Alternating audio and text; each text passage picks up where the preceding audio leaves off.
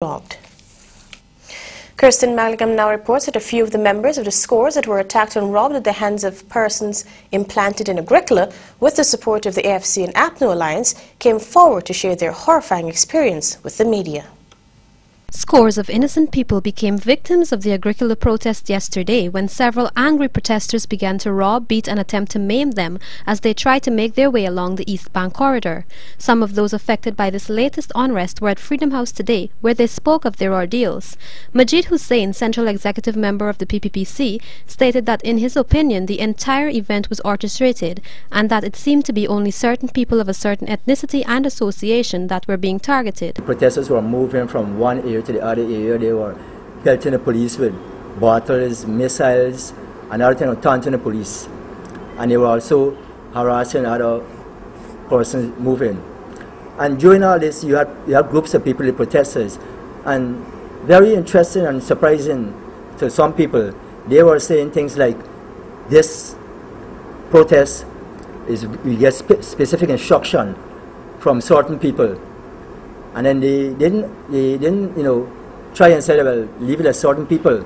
They were bold enough to say that AFC and APNO give them specific instruction that certain people looking at certain type of people or looking at a particular way should be attacked or should not be wrong here.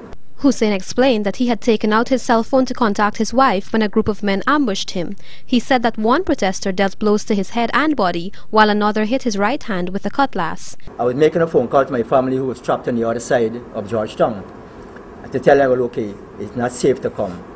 And then there was a gang of 10 to 15 persons, and those are personally protests because I saw them earlier while I was passing. And the first one of them hit me side of my head with a wood. And one of them held on to the phone, while another one started to hit me on my on my hand here with a cutlass. So I held on to the phone, and this hand became immobile. While I was doing that, there's another one with a knife, with a knife, and tried to stab me. Two females attending the University of Guyana spoke about their experiences last evening.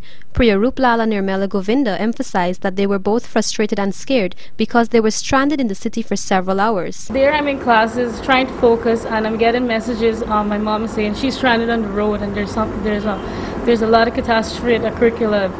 Vehicles burned, turned over, people are being robbed, and I'm at classes and my mom is there, and I don't know what to do. I feel so helpless.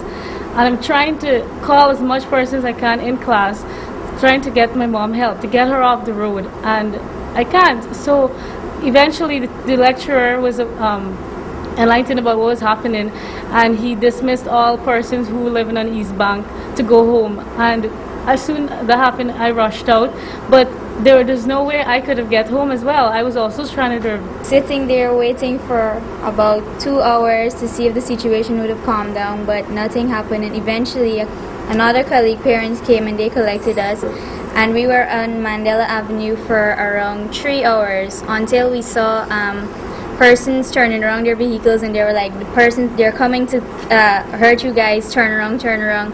And eventually everybody in the vehicle started panicking, and you just heard a bunch of screams, and you saw persons running down the road, and you heard bottles breaking. Meanwhile, Christiandriana Prasad, a young female, expressed her concerns about the incidents that occurred, and another visibly shaken young woman who requested that her identity remain hidden for fear of victimization, told the media of her experience with her 9-year-old son. However, I received calls from my family saying there's protests or whatever in Agricola, and I can't go. I heard vehicles were turned over and were being burnt and so on. I was left stranded at work, so I decided to stay there, hoping that the entire situation would have cleared up by a certain time or so on. And I was left stranded at work, and it was late in the night. So I had to go and see if I could have gotten somewhere to stay, and lucky enough someone was willing to take me in, so I had to stay at somebody's house.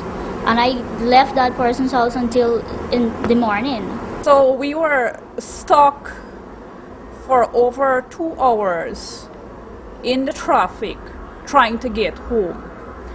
And then my son, of course, being a kid that he is, he got very hungry. And so he wanted something to eat, and so I had to get out of there, out of fear. and out of the fact that my son was hungry to get him something to eat. And so I tried to turn around the car in all that traffic. Some people, you know, they were kind enough to let me go through, and so I turned around, and even as I was turning around, people were shouting, "A woman, do not turn around," because they are overturning vehicles there. Kristen Macklingham reporting for TV.